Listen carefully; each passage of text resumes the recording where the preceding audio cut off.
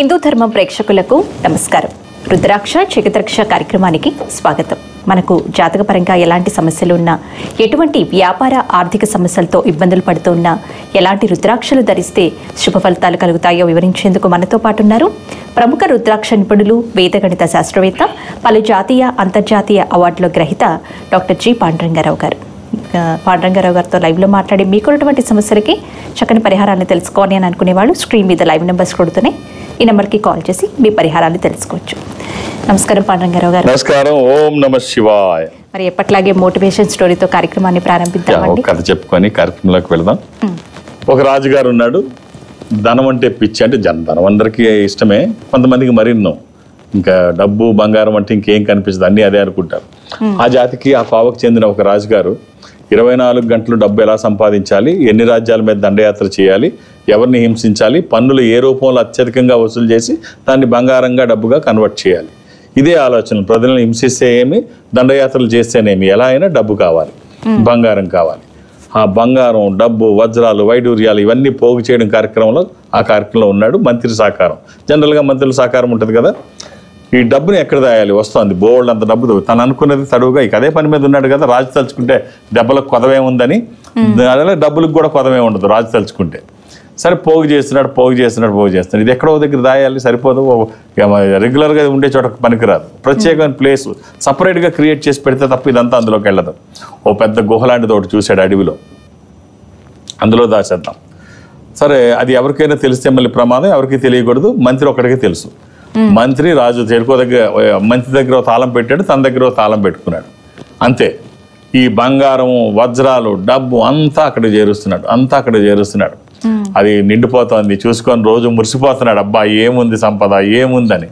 ఒకరోజు మంత్రికి చెప్పకుండా వెళ్ళిపోయి సంపదను చూసుకొని మురిసిపోతున్నాడు. ఆహా ఓహో అని అవి పైనుంచి పోసుకోవడం, వాటిని చూసుకొని ఆనందపడిపోవడం, మీద వేసుకోవడం, కింద వాటి నోట్లు కట్టలు కింద పరిచి, డబ్బంతా కింద పరిచి వాటి మీద పడుకోవడం, రత్నాలు వేసుకొని చల్లుకోవడం, ముత్యాలు పైనుంచి తలంబ్రాల్లాగా వేసుకోవడం. ఆనందానికి అవధులు లేవు. ఈలోపు లోపల చూసుకుంటున్నాడు కదా, మంత్రి అట్నుంచి వస్తున్నాడు. అరే గుహ తలుపు తీసుంది. అరే ఎంత పొరపాటు అయిపోయింది, తలుపు తీసుందంటే రాజు నన్ను చంపేస్తాడు, ఇంకేం లేదు, రోజు డబ్బు తప్ప ఇంకేం కనపడదు ఆయనకి, ఇలా తీసుందని చెప్పి దగ్గబగబ తలుపు వేసేస్తాడు. వేసేసి కామ్గా వెళ్ళిపోతాడు. అమ్మయ్యా అనుకోని మంత్రి తన పని మీద తను వెళ్ళిపోతాడు. రాజుకి తెలియదు బయట తాళం వేశారని. ఈ రోజుల్లో లాగా సెల్ ఫోన్ లేవు, ఫోన్ చేసి మాట్లాడి నేను లోపల ఉన్నాను తీయమని చెప్పడానికి.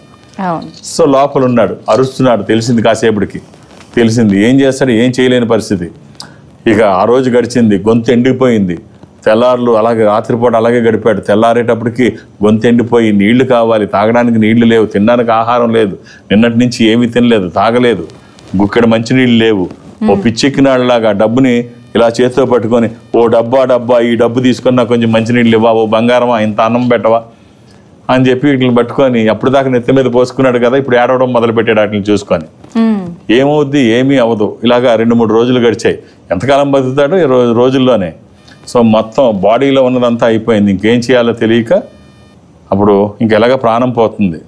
ఏదన్నా ఒక మెసేజ్ ఇద్దాం అనుకున్నాడు. ఏం మెసేజ్ ఇస్తాడు, ఆ వేలుని ఎరగొట్టుకొని, రాయడానికి కూడా ఏం లేదు కదా, ఆ వేలు తీసి గోడ మీద రాస్తాడు. అత్యాసకపోతే ఇలాగే ఉంటుంది, జీవితంలో విలువైన రోజులన్నీ కోల్పోయి డబ్బు సంపాదించే పనిలో పడకుండా జీవితం అంటే అర్థం తెలుసుకోండి అని ఒక మెసేజ్ పెట్టి ఇక చనిపోతాడు. చనిపోయిన తర్వాత మంత్రి వీళ్ళందరూ రాజ్యంలో చూస్తారు, రాజుగారు ఏమయ్యారో ఎక్కడికి వెళ్ళారో తెలియట్లేదు, ఏమైపోయాడో రావట్లేదు, ఏంటా అని చెప్పేసి మంత్రికి ఒక్కడికే తెలుసు. వెళితే అక్కడికి వెళ్తాడు.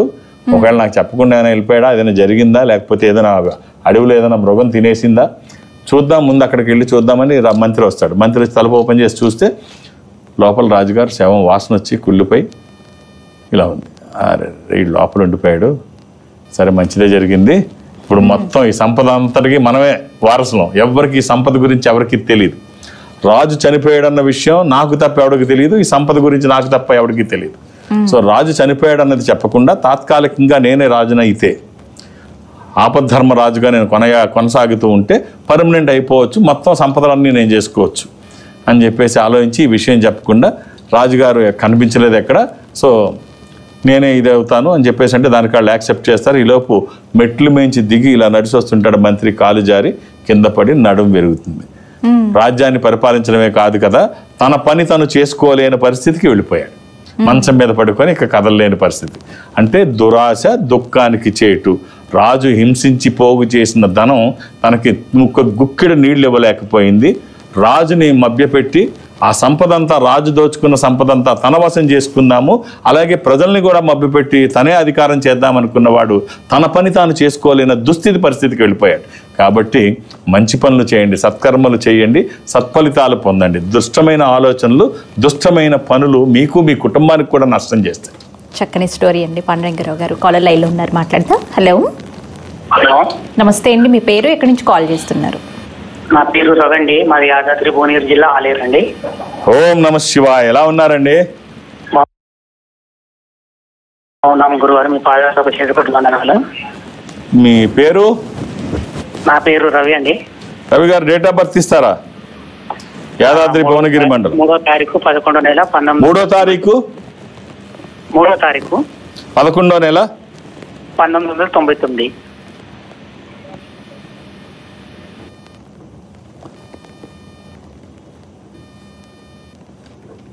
బుధవారం పుట్టినట్టు తెలుసా అండి? బుధవారం పుట్టాడండి. మధ్యాహ్నం. ఎవరిది? ఎవరిదండి ఇది? మా బాబుదండి పేరు. అది ఆ రోజు ఏకాదశి, కృష్ణపక్షము, బహుళ ఏకాదశి. ఇది కన్యా రాశి. ఈ అబ్బాయి ఏం చేస్తున్నాడు? అది పీజీ చేస్తుండండి ఇప్పుడు ప్రస్తుతానికి. ఎక్కడ పీజీ? పీజీ ఎక్కడ? ఇండియాలోనేనండి? ఇండియాలో ఇక్కడ మన హైదరాబాద్ ఉస్మానియా యూనివర్సిటీలో చేస్తాడు. Very nice, very nice. అబ్బాయి జాతకం అయితే చాలా బాగుందండి. వెరీ నైస్, చాలా మంచి జాతకుడు. ఒక్క రుద్రాక్ష చెప్తాను, వీలైతే వేయండి. 13 ముఖాలు కానీ 12 ముఖాలు కానీ. ఈ 13 ముఖములు కలిగిన రుద్రాక్ష ఇంద్ర రుద్రాక్ష, రూలింగ్ రుద్రాక్ష, కమాండింగ్ రుద్రాక్ష. అనుకున్నది సాధించడానికి, సంకల్పం సిద్ధించడానికి, కోర్కెల సాఫల్యం కోసం జాతకపరంగా అవసరమైంది కూడా త్రయోదశి అంటే 13. అది కుదరకపోతే ద్వాదశి అంటే 12 ముఖాలు. ఇది సూర్య స్వరూపం. ఉన్నతమైన స్థితి కోసము, అనారోగ్య సమస్యలు లేకుండా బ్రైట్ ఫ్యూచర్ కోసము. ఈ రెండిట్లో ఏదైనా ఒక్కటి అది వచ్చిన తర్వాత, అంటే మనం చేస్తున్న పనికి ఒక దైవికమైన సహకారం తీసుకుంటే ఖచ్చితంగా ఆ వచ్చే ఫలితం వ్యతిరేక శక్తుల్ని దరిదాపులకి రానియకుండా విజయాలు సొంతం చేస్తూ ఉన్న స్థితి నుంచి ఉన్నతంగా తీసుకువెళ్ళడానికి ఈ దైవికమైన సంపద దోహదపడుతుంది. అందులో ఎలాంటి సందేహం లేదు. ఆల్ ది బెస్ట్ అండి. నెక్స్ట్ కాలర్తో మాట్లాడదామండి. హలో, హలో, నమస్తే అమ్మా. మీ పేరు, ఎక్కడి నుంచి కాల్ చేస్తున్నారు? నమస్తే, మా పేరు స్వాతి. స్వాతి గారు, పాండురంగారావు గారు. అమ్మా, ఓం నమ శివాయ. ఓం నమ శివాయ. ఏమిటమ్మా? స్వాతి 1997. 1997 జూన్ 23వ తారీఖు పుట్టింది. మీ బిడ్డ అమ్మా? సాయంత్రం 7:15 పుట్టింది. బిడ్డేనా? బిడ్డే గురుగారు. కొడుకులు లేరా అమ్మా? సోమవారం పుట్టినట్టు తెలుసా స్వాతి? పుట్టింది గురుగారు సోమవారం. ఇది చతుర్థి కృష్ణపక్షము, అంటే సంకటహర చతుర్థి. ఆ రోజు బహుళ చతుర్థి, పున్నమి నుంచి 4వ రోజు. ఇది కుంభరాశి, నక్షత్రం ధనిష్ట. ఈ అమ్మాయికి మీ రివర్స్ రుద్రాక్ష 12 ముఖాలు కానీ 9 ముఖాలు కానీ. ద్వాదశముఖి, ద్వాదశాదిత్య స్వరూపము అంటే సూర్య స్వరూపం. ఉన్నతమైన స్థితి కోసము, అనారోగ్య సమస్యలు లేకుండా బ్రైట్ ఫ్యూచర్ కోసము. అది కుదరకపోతే నవముఖి, అమ్మవారి స్వరూపం. విజయాలు చేకూర్చి దోషాలు నివారించేది.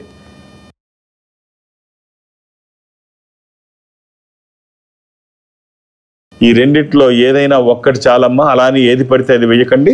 దురదృష్టం, రుద్రాక్షల్లో 100కి 99 నకిలీయే ఉంటాయి. ఒక్కటైనా మంచిది వేయగలిగితే ఆ ఫలితం ఒక అద్భుతం. All the best. పాండురంగారావు గారు, చాలా మంది కూడా ఇది మన వల్ల కాదు, అది మరొకరి వల్లే అవుతుంది, మనకంత అదృష్టం లేదు అని చెప్పేసి తమకు తామే చిన్నతనంగా మాట్లాడుతూ ఉంటారు. ఇది ఎంతవరకు కరెక్ట్? ఇది 100కి 90 మందిలో ఉండే ఈ అభద్రతా భావం, ఈ తర్వాత ఈ ఇన్ఫీరియారిటీ కాంప్లెక్స్, ఇవి చాలా మందిలో ఉంటాయి. ఇది కొందరితోనే అవుతుంది. మీకు గుర్తుపెట్టుకోవాల్సింది ఏంటంటే, ఉన్నతంగా ఉండేటువంటి వాళ్ళు ఎవరు గోల్డెన్ స్పూన్తో పుట్టి అలా వెళ్ళరు. ధీరుభాయ్ అంబానీ కూడా పెట్రోల్ పంపులో పనిచేసిన వాడే, రోడ్డు మీద పకోడీలు అమ్ముకున్నవాడే. వాళ్ళ పిల్లలకి వీళ్ళ ద్వారా వచ్చి ఉండాలి. కానీ అది పక్కన పెడితే ఏది మనతో అసాధ్యం కాదు, ఇది ఫలానా వాళ్ళే చేయగలుగుతారని ఏమీ ఉండదు. విలువైన అన్ని కింద నుంచే వస్తాయి, కష్టంలోంచే ఏదన్నా పుడుతుంది. ఇప్పుడు కలువులు, తామరలు కలువులు బురదలో పుడతాయి. తామరలు కలువులు బురదలో పుడితే భగవంతుడి సన్నిధికే వెళతాయి. సో అది మళ్ళీ ఇంకో కార్యక్రమానికి కూడా వాడరు. అదే బుద్ధిజములు అయితే కేవలం దేవుడి కోసమే వాడతారు. ఇక్కడ కూడా మనం తామరలు కలువులు దేవుడికే వాడతాం, అంతేగాని ఎవరు పెట్టుకోరు, తలలో అది పెట్టుకోవడానికి కుదరదు అవి. సో కింద నుంచి వచ్చినవే ఉన్నతంగా వెళ్తాయి. అన్నీ అందరూ చేయగలుగుతారు, ఏది ఎవరి కోసమో ఏది ఉండదు. కాకపోతే మనం ప్రయత్నం చేయాలి. ఇప్పుడు 2 కప్పలు ఉన్నాయి, చిన్న కథ చెప్తాం. 2 కప్పలు ఉన్నాయి. ఈ కప్పలు అలా వెళుతూ ఉంటే ఒక చిన్న పాత్ర, ఒక స్టీల్ పాత్రలో పెరుగుంది, ఆ పెరుగులో పడ్డాయి. సైంటిస్టులు ఏం చెప్తారు అంటే కప్పల మీద, మండూకాల మీద ఎంత బరువు పడినా, అవి రాళ్ళు పడినా, మట్టి పడినా, అది ఎంత వెయిట్ పడినా దానికి వచ్చే ప్రమాదం ఏమీ లేదు. రాళ్ళల్లో కూడా కప్పలు ఉంటాయి, భూమిలో కూడా కప్పలు ఉంటాయి. దాని మీద ఎంత మట్టి పడినా, ఎన్ని రాళ్ళు పడినా దానికి వచ్చే ప్రమాదం ఏమీ లేదు. కానీ పెరుగు తగిలితే, పెరుగులో పడితే మాత్రం చనిపోతాయి. అలాగే అవకాడో ఫ్రూట్ ఉంటుంది మనకి. అవకాడో ఫ్రూట్ మనుషులకు చాలా మంచిది, అవి తింటే చాలా మంచిది. పక్షులు ఆ ఫ్రూట్ తింటే హార్ట్ అటాక్, అంటే గుండె ఆగి చనిపోతాయి ఏమంటే. సో అందులో పెర్సిన్ అనే ఒక విష పదార్థం ఉంటుంది, అది మనకి మంచిది. ఈ పెర్సిన్ అనే కెమికల్ హ్యూమన్కి మనుషులకి మంచిది, పక్షులు తింటే చనిపోతాయి. అలాగే అవి దీనికి కూడా భగవంతుడు ఎంత వెయిట్ అయినా వేసుకుంటే ఏం కాదు, పెరుగు తగిలితే చనిపోతాయి, పెరుగులో పడితే చనిపోతాయి. సరే, ఈ 2 కప్పులు పెరుగులో పడ్డాయి. మొదటి కప్పు ఏమనుకుంది, ఇంకేంటి అయిపోయింది మన పని, పెరుగులో పడ్డాక అయిపోయింది, ఇంక మన జీవితం అయిపోయింది అని ఒక నిర్ణయానికి వచ్చేసింది. 2వ కప్పు ఏమనుకుందంటే పెరుగులో పడ్డాం, అయిపోయింది మన జీవితం. కానీ అయిపోయింది అనుకునే దాని ముందు ఒకసారి ప్రయత్నం చేద్దాం, ఎలాగ బతకం కదా. నీళ్ళలో పడ్డాం, కాళ్ళు చేతులు కొడదాం, ఒడ్డుకు వస్తే వస్తాం, పోతే పోతాం, ప్రయత్నం అయితే చేయాలి కదా. ఈ 2వ కప్పు ఆ బాపతకి చెందింది. సరే, కాళ్ళు చేతులు ఉన్నాయి, మనకి 4 ఉన్నాయి, వీటిని కొడదాం, బయటికి రాగలుగుతామా చూద్దాం, లేకపోతే ఎలా చనిపోవడం ఖాయం. చనిపోవడం తప్పనిసరి అయినప్పుడు ప్రయత్నం చేయడం తప్పదు. చేస్తుంది. 4 కాళ్ళు, 2 చేతులు, 2 కాళ్ళు ఆ పెరుగులో కొడుతూనే ఉంది, యథాతథంగా గంటల కొద్దీ కొడుతూనే ఉంది. అలా చేస్తూ ఉంటే, 2 కదుపుతూ ఉంటే ఆ పెరుగు కాస్త అది వెన్న తేలడం మొదలుపెట్టింది. దాంట్లో మజ్జిగగా మారి వెన్న తేలడం మొదలుపెట్టి కొడుతుంటే, చిలుకుతుంటే ఏమవుతుంటుంది, వెన్నగా అయ్యి అది క్వాంటిటీ పెరుగుద్ది. ఇలా పైకి ఉబ్బి పైకి వస్తే, వెన్నంతా పైకి వస్తే దాని మీద కాళ్ళు వేసి బయటకు గెంతేసింది. సో తను బతికేసింది. సో ప్రయత్నం చేస్తే ఫలితాలు వస్తాయి. నేను పనికిరాను అనే దానికంటే ప్రయత్నం చేయి, పోయేది ఏమీ లేదు, ప్రయత్నం చేస్తే ఫలితాలు వస్తాయి కదా. సో ప్రయత్నం చేయండి. పెద్దవాళ్ళు ఏం చెప్తారంటే 10 రాళ్ళు వేయి, ఒక రాయి తగిలే అవకాశం ఉంది. రాళ్ళు వేయకుండా మీరు నాకు రాలేదు అంటే కుదరదు కదా. ప్రయత్నం చేయండి, అన్నీ వస్తాయి. నెక్స్ట్ కాల్తో మాట్లాడదామండి. హలో హలో హలో మేడం, నమస్తే అండి, మీ పేరు, ఎక్కడి నుంచి కాల్ చేస్తున్నారు? పద్మావతి అండి, తూర్పుగోదావరి జిల్లా నుంచి పాండురంగారావు గారితో మాట్లాడారు. అమ్మా, ఓం నమ శివాయ. ఓం నమ శివాయ గురువు గారు, మీ పాదాలకు శతకోటి వందనాలు. అమ్మా, ఏమిటమ్మా, ఎవరి కోసం అమ్మా? నా కోసమే గురువు గారు. డేట్ ఆఫ్ బర్త్ ఇస్తారమ్మా? 27వ తారీఖు 27వ తారీఖు 27వ తారీఖు 11వ నెల 2000 సంవత్సరం గురువు గారు. 2000 సార్, 2000. ఎవరిదమ్మా ఇది? నాదే గురువు గారు. ఏం చేస్తున్నావు అమ్మా? నేను ఎంబీబీఎస్ చదువుతున్నాను గురువు గారు. సోమవారం పుట్టినట్టు తెలుసా అమ్మా? మంగళ, అవును గురువు గారు. సోమవారమే, ఇంకా అందులో డౌట్ లేదు. అవును గురువు. ఏం చేస్తున్నావు అమ్మా? నేను ఎంబీబీఎస్ చదువుతున్నాను గురువు గారు. ఎంబీబీఎస్ చదువుతున్నాను గురువు గారు. మెడిసిన్ చేస్తున్నావు, వెరీ నైస్ అమ్మా. అయిపోయిందా? ఇంకా లాస్ట్ 1 year ఉంది గురువు గారు, అందుకు ఆర్థికంగా ఇబ్బందిగా ఉంది, ఫీజుల విషయంలో. అది అవన్నీ పక్కన పెట్టి నువ్వు complete concentration on your studies. ఇంకొక సంవత్సరం అయిపోయింది, ఈ సంవత్సరం అయిపోతే మెడిసిన్ అయిపోద్ది. ఇది చాలా ముఖ్యం. తాత్కాలిక ప్రయోజనం వల్ల తాత్కాలికంగా ఉపశమనం కలగవచ్చేమో, కానీ దీర్ఘకాలిక ప్రయోజనాల మీద నువ్వు దృష్టి పెట్టాలి. మెడిసిన్ ఇంకొక సంవత్సరం ఉంది, అది పూర్తి చేయి. ఈ సంవత్సరం అయ్యేలోపే పీజీకి ఫ్రీ సీట్ ఎలాగా, ఇవాళ పేమెంట్ సీట్ అంటే చాలా కష్టం. ఇప్పుడు వీటికే నీకు కష్టం అయినప్పుడు పేమెంట్ సీట్ అంటే అంత కోట్లలో ఉంది. కాబట్టి ఈ టెన్షన్స్ ఏమీ పెట్టుకోవద్దు. నువ్వు పెట్టుకోకుండా కేవలం కాన్సన్ట్రేషన్ భవిష్యత్తు మీద పెట్టు, పీజీ మీద పెట్టు. ఇప్పుడు లాస్ట్ ఇయర్ అది కంప్లీట్ చేసుకోవడానికి చూడు. ఫినాన్షియల్గా ప్రాబ్లమ్స్ మా కామన్ మ్యాన్ నుంచి దేశ అధ్యక్షుడి వరకు ఎప్పుడొకప్పుడు ఉంటూనే ఉంటాయి. అది ఇంట్లో పెద్దవాళ్ళు చూసుకుంటారు. నీ దృష్టి మాత్రం మెడిసిన్ మీద పెట్టు. ఇది కాస్త అయిపోతే మీ వాళ్ళకి, నీకు, నీ భవిష్యత్తు బాగుంటుంది. నీకు, మీ కన్న వాళ్ళకి మీ పేరెంట్స్కి కూడా గొప్పగా ఉంటుంది, చాలా గొప్పగా ఉంటుంది. ఇంకా ఏమీ ఆలోచించద్దమ్మా. నీకు ఒక రుద్రాక్ష పంపిస్తాను. హైదరాబాద్లో నీకు తెలిసిన వాళ్ళు ఎవరన్నా ఉంటే నాకు పంపించు. నువ్వు పేమెంట్ ఏమి ఇవ్వక్కర్లేదు. నేను మంచి రుద్రాక్ష నీకు పంపిస్తాను. ఎవరిని ఉంటే పంపించు, లేదంటే నీ నెంబర్ నేను తీసుకుంటాను, కొరియర్ చేయమని చెప్తాను. ఇది ఒక్కటి వేసుకో అమ్మా, చాలా బాగుంటుంది. All the best. మరో కాల్తో మాట్లాడదాం. హలో, నమస్తే అండి. నమస్తే అండి. మీ పేరు, ఎక్కడి నుంచి కాల్ చేస్తున్నారు? నా పేరు నాగబాబు అండి, ఖమ్మం నుంచి మాట్లాడుతున్నాను. పాండురంగారావు గారితో మాట్లాడండి. నాగబాబు గారు, ఓం నమ శివాయ్. ఓ నమస్తే గురుగారు. ఎలా ఉన్నారు? బాగున్నాండి. డేట్ ఆఫ్ బర్త్ ఇస్తారా? చెప్పండి. 11వ తారీఖు 11వ తారీఖు 10వ నెల 10 1997. 97. ఏం చేస్తున్నారు మీరు? ప్రజెంట్ సేల్స్ ప్రమోటర్ చేస్తున్నాం గురుగారు. నాది డిగ్రీ అయిపోయింది. శనివారం మీరు పుట్టినట్టు తెలుసా? జాబ్ కోసం ప్రిపేర్ అవుతున్నాను. శనివారం పుట్టినట్టు తెలుసా? తెలుసు గురుగారు. సో సంబంధాలు చూస్తున్నారా? చూస్తున్నారు గురుగారు. ఆ రోజు ఏకాదశి కూడా మీరు పుట్టింది, శుద్ధ ఏకాదశి. ఇది కుంభరాశి. చక్కగా చాలా చాలా చాలా బాగుందండి. నీట్గా ఉంది జాతకం. మంచి హైట్స్కి వెళ్ళే జాతకం. ఒక్క రుద్రాక్ష చెప్తాను, వీలైతే వేయండి. 12 ముఖాలు కానీ 8 ముఖాలు కానీ. ఈ 12 ముఖాలు ద్వాదశముఖి, ద్వాదశ ఆదిత్య స్వరూపము అంటే సూర్యస్వరూపం. ఉన్నతమైన స్థితి కోసము, అనారోగ్య సమస్యలు లేకుండా బ్రైట్ ఫ్యూచర్ కోసం. ఇది కుదరకపోతే అష్టముఖి గణపతి స్వరూపము, ఆటంకాలు లేకుండా ముందుకు వెళ్ళడానికి.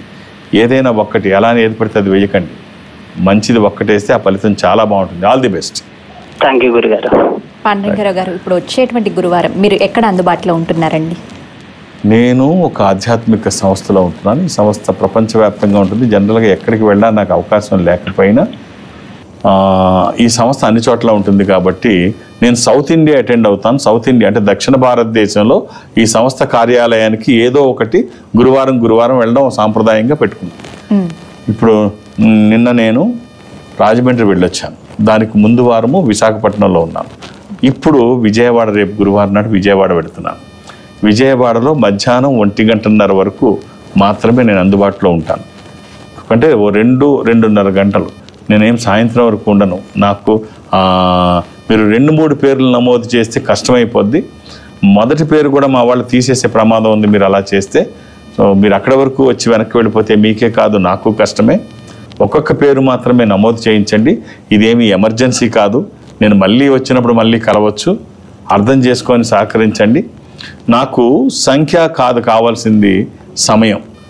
మీరు సమయం ఇస్తే, ఇప్పుడు మీరు చూస్తున్నారు, ఒక 8 సెకండ్లో మీ జాతకాన్ని నేను అనలైజ్ చేస్తున్నాను. ఒక్క నిమిషం నాకు టైం ఇస్తే మీ జాతకాన్ని పూర్తి స్థాయిలో నేను వివరించగలను అన్న నమ్మకం నాకుంది. ఆ నమ్మకం మీకుంటే ఒక్కొక్క పేరు అక్కడ నమోదు చేయించండి.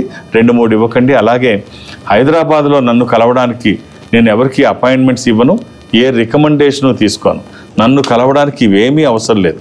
నేను ఉన్నప్పుడు వస్తే చూసేస్తాను. నేను అన్ని రోజులు శని ఆదివారాలతో కలిపి అన్ని రోజులు హైదరాబాద్కే పరిమితం.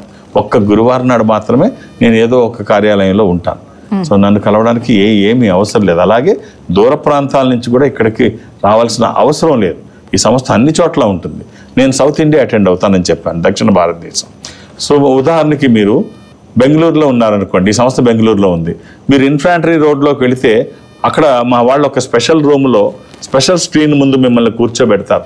అటు మీరు ఇటు నేను ఎదురుబదురుగా కూర్చొని 1-to-1 మాట్లాడుకునేటువంటి వ్యవస్థ వాళ్ళు ఏర్పాటు చేస్తారు.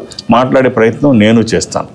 అది చెన్నై కావచ్చు, బెంగళూరు, విశాఖపట్నం, విజయవాడ, తిరుపతి, రాజమండ్రి, శ్రీశైలం, వేములవాడ, కాళహస్తి, ఇలా ఏదైనా మీరు అక్కడికి వెళితే వాళ్ళు నాతో మాట్లాడిస్తారు. మాట్లాడే ప్రయత్నం నేను చేస్తాను. ఆ విధంగా నాతో మాట్లాడినా, డైరెక్ట్గా హైదరాబాద్ వచ్చి నన్ను కలిసినా, లేదు రేపు గురువారం విజయవాడలో నన్ను కలవాలని మీరు అనుకున్నా, ఒక్కొక్క డేట్ ఆఫ్ బర్త్ ఇవ్వండి. అర్థం చేసుకొని సహకరించండి. కాలర్తో మాట్లాడదామండి. హలో, నమస్తే అండి. మీ పేరు, ఎక్కడి నుంచి కాల్ చేస్తున్నారు? నమస్తే, దుర్గాప్రసాద్. పాండురంగారావు గారితో మాట్లాడండి. దుర్గాప్రసాద్ గారు, నమస్తే అండి. ఓం నమ శివాయ. ఏమిటండి? డేట్ ఆఫ్ బర్త్ 1990 1990 మార్చి 17వ తారీఖు మార్చి నెల. ఏం చేస్తున్నారు? మీ పేరు ఏమిటండి? దుర్గాప్రసాద్ అండి. దుర్గాప్రసాద్ గారు శనివారం పుట్టినట్టు తెలుసా అండి? అంటే మా అమ్మగారు తెలుసు, నాకు తెలియదండి. ఏం చేస్తున్నారు మీరు? మామూలు వ్యవసాయం పనులు అండి. వ్యవసాయం పనులు చేస్తారా? ఇది సప్తమి కృష్ణపక్షము. ఎన్ని ఎకరాలు వ్యవసాయం చేస్తున్నారు? వ్యవసాయం అంటే మా కూలి పని అండి. కూలి పనికి వెళ్తాం సార్. కూలి పని, వ్యవసాయ కూలి. వ్యవసాయం కూలి పనికి వెళ్తాం సార్. అదే వ్యవసాయ కూలి. ఎలా ఉన్నాయి? బాగున్నాయి పనులు? ఇది మీనరాశి, రేవతి నక్షత్రము. పిల్లలు ఎంతమంది మీకు?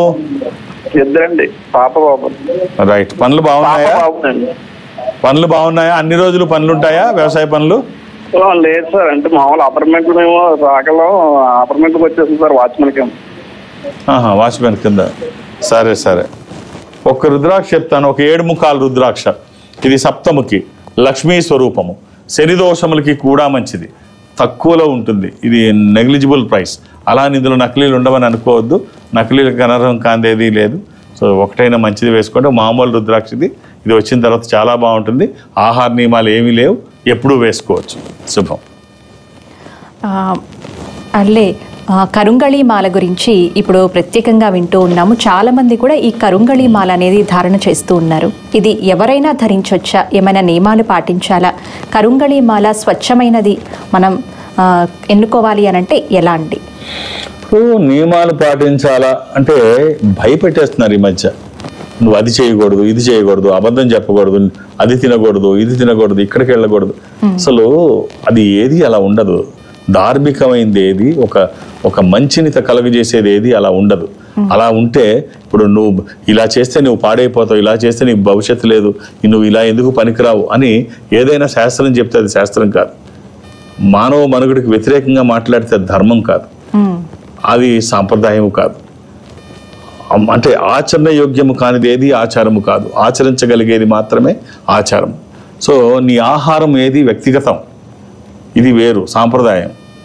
సో దీన్ని ఎవరైనా వేసుకోవచ్చు. దేవుడు ఎవరికి వ్యతిరేకం కాదు, ఎప్పుడైనా వేసుకోవచ్చు. ఈ కరుంగలి అనేది ఒక తమిళ పదం. ఇది పాతాళ శంభు మురుగన్ తమిళనాడులో ఒక దేవాలయం, సుబ్రహ్మణ్య స్వామి దేవాలయంలో ఈ ఆహారాలు వేయడం ఒక ఆనవాయితీ. ఇది ఇంగ్లీష్లో దీని పేరు బ్లాక్ ఎబోనీ. ఈ కరుంగలి ఈ తమిళ పేరు, ఆంగ్లంలో దీన్ని బ్లాక్ ఎబోనీ అంటారు. ఇక తెలుగులోకి వచ్చేటప్పటికి యథాతథం ట్రూ ట్రాన్స్లేషన్ తెలుగులో దీన్ని పదం తీసుకునేటట్టయితే నల్ల తుమ్మ. చాలామంది తెలియక దీన్ని సెమి వృక్షం అని, అదే జమ్మి చెట్టు అని రకరకాలుగా అంటుంటారు. ఇది 150 సంవత్సరాలు భూమిలో ఉంటుంది, తర్వాత 50 సంవత్సరాలు బయట. ఇవన్నీ ఏది నిజాలు కాదు, ఇవన్నీ అబద్ధం. మీరు గూగుల్ చేస్తే మీకు అర్థమవుతుంది. ఇది నల్ల తుమ్మ చెక్క. మీ ఇంట్లో పేరెంట్స్కి తీసుకెళ్ళి చూపిస్తే ఇది గుర్తుపడతారు. దీనికి ఏ సర్టిఫికెట్లో అవసరంలా. ఇంట్లో పెద్దవాళ్ళందరికీ తెలుసు. మన చుట్టూ ఇది ఎక్కడ పడితే అక్కడ ఉంటాయి ఈ మొక్కలు. ఇప్పుడు కొంచెం తగ్గిపోయింది. ఎక్కడ పడితే అక్కడ నల్లతొమ్మ ఉంటుంది. ఇది దిష్టి దోషాలకి అది మంచిదే. ఒరిజినల్ నల్లతొమ్మ వేసుకోగలిగితే బాగుంటుంది. కానీ చాలామంది ఏం చేస్తున్నారంటే ఎలా పడితే అలా వేసుకుంటున్నారు. కింద మేరు లేకుండా, అంటే పెద్ద గురుపూస, క్లాస్ లీడరు, లాకెట్, ఇలా రకరకాలుగా అంటాం. అది లేకుండా వేసుకోవద్దు. అది వేసుకోండి. ఓ మంచి అసలైంది వేసుకోండి. ఎక్కడ చూసినా అవి నకిలీలు ఉన్నాయి. ఈ సంస్థ సొంత మ్యానుఫ్యాక్చరింగ్ ఉంది కాబట్టి వీళ్ళని అప్రోచ్ అవ్వండి. అసలైన ఇది మీకు లభిస్తుంది. భారతదేశ వ్యాప్తంగా మీరు ఎక్కడికి వెళ్ళినా, లేదా మీరు భారతదేశంలో ఏ మూల నుంచి అయినా ఈ సంస్థకి చెప్తే వాళ్ళు కొరియర్ చేస్తారు. కొరియర్ ఛార్జెస్ మీరు పే చేయాలి. సో సరైన రుద్రాక్షలు వేసుకోండి, సరైన కరుంగలి వేసుకోండి. ఆ ఫలితాలు యథాతథంగా మీకు అందుతాయి. పాండురంగారావు గారు ఎప్పట్లాగే రుద్రాక్షల విశిష్టతను గురించి చాలా చక్కగా వర్ణించారు. ధన్యవాదాలు. ఓం నమః శివాయ. ఇదండి వాటి రుద్రాక్ష జగత్రక్ష కార్యక్రమం. తిరిగి మరో కార్యక్రమంలో మళ్ళీ కలుసుకుందాం. నమస్కారం.